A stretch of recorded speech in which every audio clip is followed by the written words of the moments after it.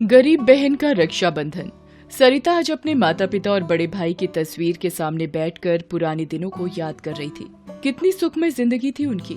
आपस में बड़ा प्यार, एक दूसरे के प्रति आदर और सम्मान था। वक्त ने ऐसी बेरहमी दिखाई कि माता पिता और भाई तीनों एक ही कार दुर्घटना के शिकार हो गए। सरिता बेचारी बेसहारा हो गई। उसके ऊपर दुखों का पहाड़ टूट पड़ा था। चाचा चाची का साथ मिला, लेकिन वो अब चाची की बेरहमी का शिकार बनने लगी। अब उसकी जिंदगी में दुखों के सिवा कुछ भी नहीं बचा था। चल जल्दी जल्दी हाथ चला। ऐसे कर रही है जैसे हाथों में दही जमा हो। माँ बाप और भाई तीनों को खा गई। मनहूस कहीं की। अच्छा होता तू भी उनके साथ मर गई होती। चाची के ताने सरिता को तीर की तरह चुभ रहे थे, लेकिन बेचारी हालात की मारी सब कुछ चुपचाप सह रही थी। चाची की नजर पूरी जमीन जायदाद पर थी। एक दिन उन्होंने चुपके से सरिता के खाने में जहर मिला दिया।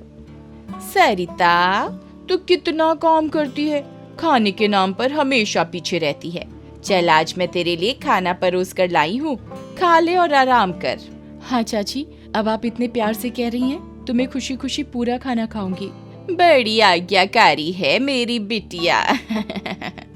चाची वहाँ से चली गई और सरिता सोचने लगी। उसने इधर उधर देखा और खाने को ले जाकर एक गड्ढे में डाल दिया। दरअसल उसने अपनी चाची को खाने में जहर मिलाते हुए देख लिया था। वो जान गई कि अब उसके प्राण संकट में आ चुके हैं। एक दिन सवेरे चुपके से वो घर से निकल गई। जाते जाते थक कर एक पेड़ के नीचे बैठ गई। उसी पेड़ के पास एक बंगले से एक औरत साक्षी ने उसे देख लिया और वो उसके पास आ गई। तुम कौन हो और यहाँ इस तरह क्यों बैठी हो?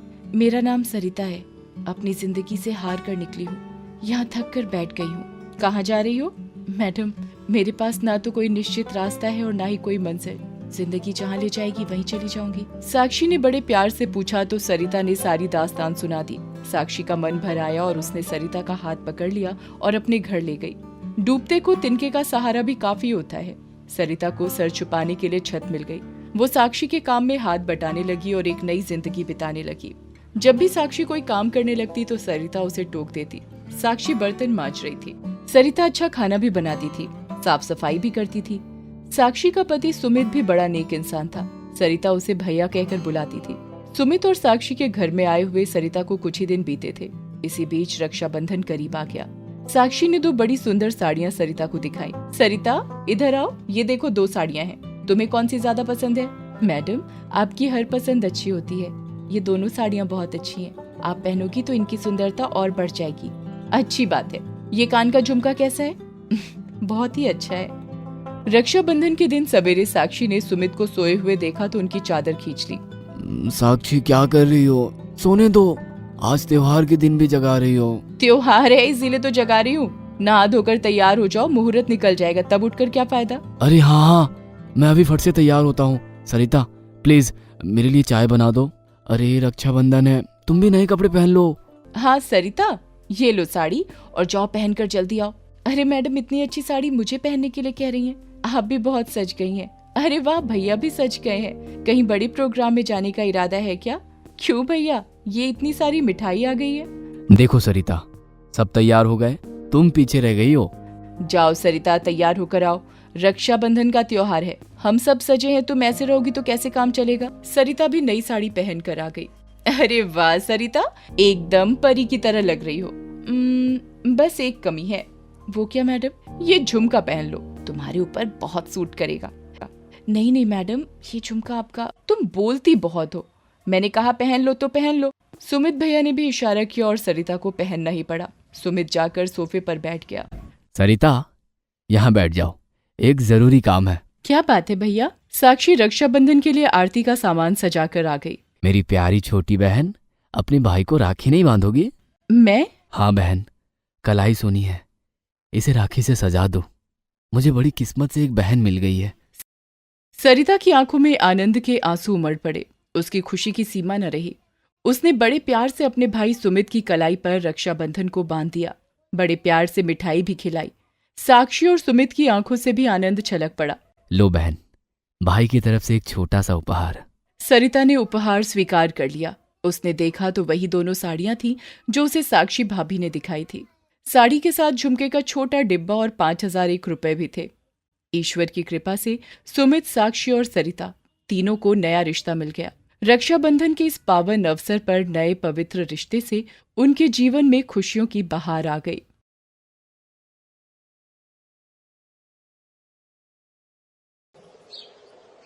राजकुमारी स्लीपिंग ब्यूटी को एक काली परी क्रोधित होकर 15 वर्ष की आयु होते ही मर जाने का श्राप देती है।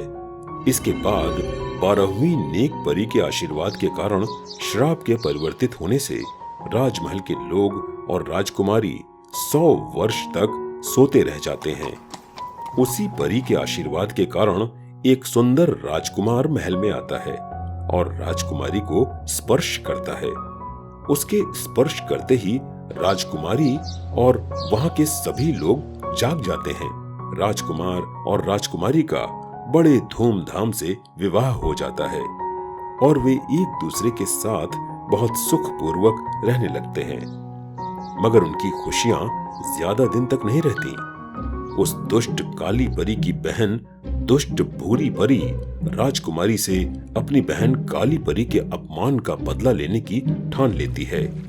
एक दिन जब राजकुमार और राजकुमारी एक दूसरे के साथ घूमने के लिए निकले होते हैं, तभी भूरी परी की नजर उन पर पड़ती है। वो उन दोनों को एक दूसरे के साथ खुश देखकर गुस्से से पागल हो जाती है। इसी राजकुमारी की वजह से मेरी बहन काली परी का राजा ने अपमान किया था, उसे निमंत्रण नहीं दिया था। अब मैं इस राजकुमारी से इसकी सारी खुशियां छीन लूंगी। भूरी परी अपना जादू राजकुमार पर चलाती है, लेकिन वो जादू बेअसर हो जाता है। वो बहुत खींच उठती है और वहां से गायब हो जाती है। एक दिन जब राजकुमार जंगल में शिकार करने के लिए जाते हैं, तो उन्हें जंगल के पास एक झोपड़ी दिखाई देती है, जहां से किसी औरत के चिल्लाने की आवाज आ रही थी। बचाओ, कोई है, मुझे बचाओ, बचाओ। जब राजकुमार उस औरत की आवाज सुनते हैं, तो उसे बचाने के लिए उस झोपड़ी की तरफ दौड़ जाते हैं। तो देखते हैं कि एक शेर उस सुंदर औरत को खाने के लिए उसकी तरफ देखकर दहाड़ रहा होता है।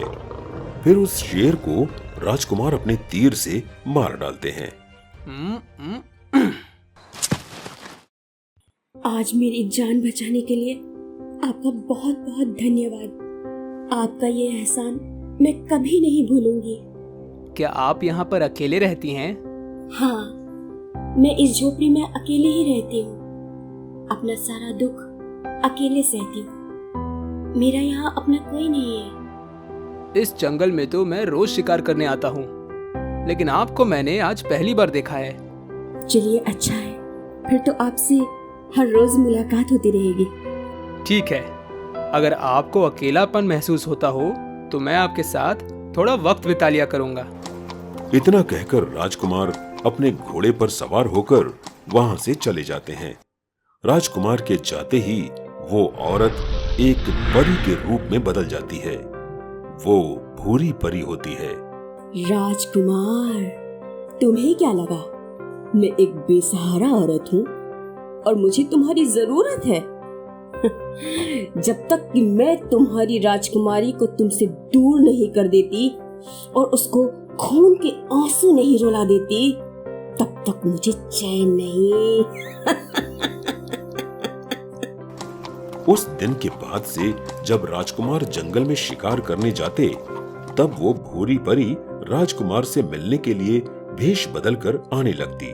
धीरे धीरे वो भूरी परी अपने जादू के प्रभाव से राजकुमार को अपने वश में कर लेती है और राजकुमार का राजकुमारी के लिए धीरे धीरे प्यार कम होने लगता है। एक दिन जब राजकुमार का तोता राजकुमार को भूरी परी के साथ देखता है। राजकुमार, आपका स्थान यहाँ नहीं, राजमहल में है, रानी के पास। चले जाओ, मुझे यही रहना है। तोता जल्दी से उड़कर राजकुमारी के पास चला जाता है। रानी, राजकुमार तो जंगल में दूसरे औरत के साथ समय बिता रहे हैं। आप उनको ऐसा करने से रोकिए। रानी दुखी होकर जंगल में जाती हैं। राजकुमार, आप इस औरत के साथ यहाँ क्या कर रहे हैं? क्या आप भूल गए हैं कि मैं आपकी पत्नी हूँ? आप होश में आइए। जब राजकुमार रानी की ऐसी बातें सुनते हैं तो वो भूरी परी के द्वारा वश में हो जाने के कारण रानी को गुस्से से देखने लगते हैं। रानी, मैं कुछ दिन इस जंगल में इनके साथ शांति से रहना चाहता हूँ। मुझे थोड़ा आराम चाहिए, इसलिए तुम अभी यहाँ से चली जाओ। राजकुमार की ऐसी बातें सुनकर रानी रोने लगती हैं और फिर वो अपने महल वापस आ जाती हैं।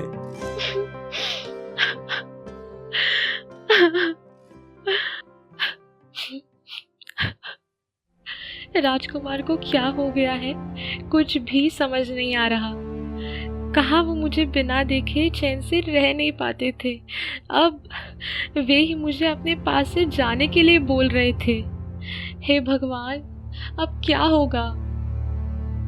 रानी को रोता हुआ देखकर उनके सामने एक परी प्रकट होती है। क्या हुआ रानी, आप रो क्यों रही हैं? मैंने तो आपको सदा खुश रहने का वरदान दिया था। राजकुमारी परी से सारी बातें बताती हैं। वो परी अपनी जादुई शक्तियों से सब कुछ देख लेती है।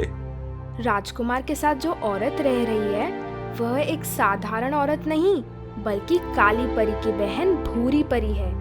उसने अपना वेश बदलकर तुमसे बदला लेने के लिए राजकुमार को अपने वश में कर लिया है। मगर परी जी, वह भूरी परी मुझसे क्यों बदला लेना चाहती है? मैंने तो कभी किसी का कुछ भी नहीं बिगाड़ा।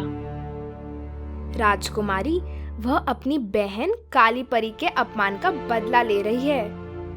परी पिछली सारी बातें बताती है। आप सिर्फ मुझे उपाय बता दीजिए, मैं राजकुमार को भूरी परी के चंगुल से कैसे बचाऊं? इसके लिए मैं कुछ भी करने के लिए तैयार हूँ।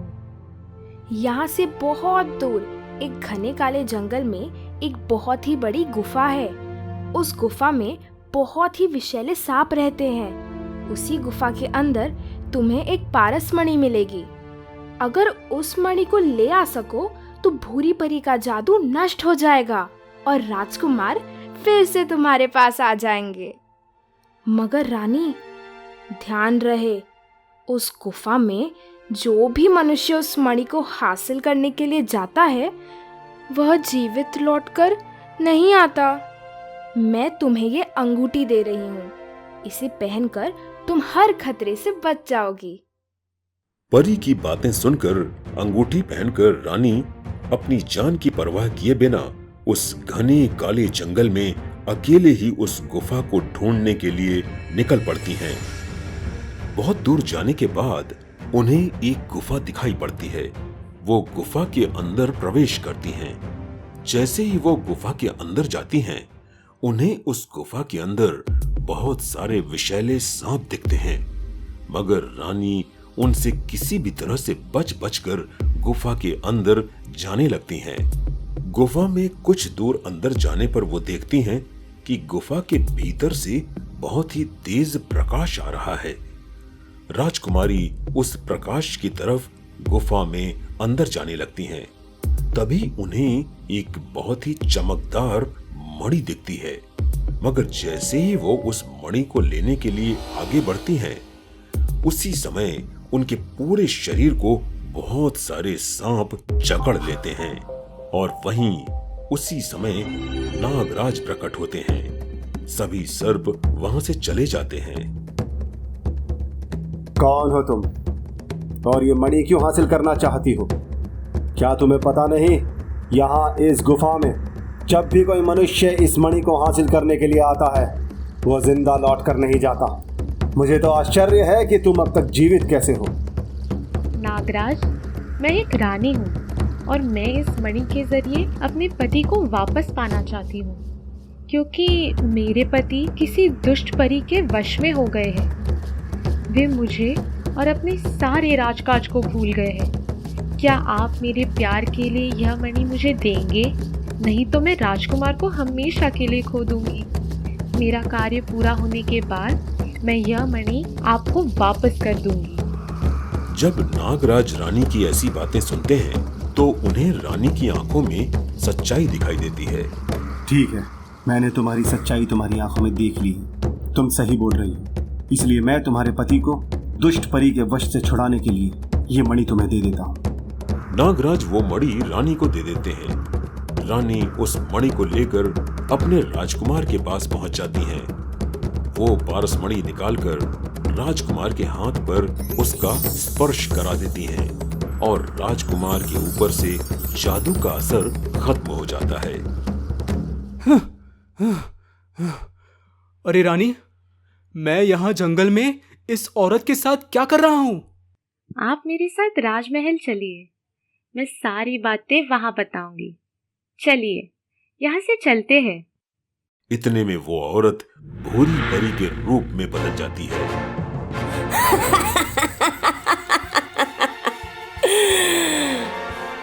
ऐसे कैसे इतनी आसानी से अपने पति को लेकर चली जाओगी? और नहीं तो क्या, तुम भी इनके साथ जाओगी? ए तोते, तू अपनी बकवास बंद कर और यहाँ से भाग जा। ए भूरी परी, अब तो नींद से जाग जा। ये दोनों पति पत्नी हैं, एक दूसरे से सच्चा प्यार करते हैं। तू इन्हें अलग करने का पाप अपने सर पर क्यों ले रही है? भूरी परी अपना जादू चलाती है, लेकिन राजकुमारी की अंगूठी चमत्कार दिखाती है और भूरी परी मुंह की खाती है। नीचे गिर जाती है वो। इसके बाद वो कुछ नहीं कर पाती। भूरी परी, अब जंगल की मिट्टी खाओ, इसके बाद चुपचाप अपने घर जाओ। चलो राजकुमार, तुम्हारी दुल्हनिया तो मिल गई, अब मेरे बारे में भी तो सोचो। अरे मेरे प्यारे तोता भाई, तुम्हारी भी जोड़ी बन जाएगी, जिंदगी प्यार से मुस्कुराएगी।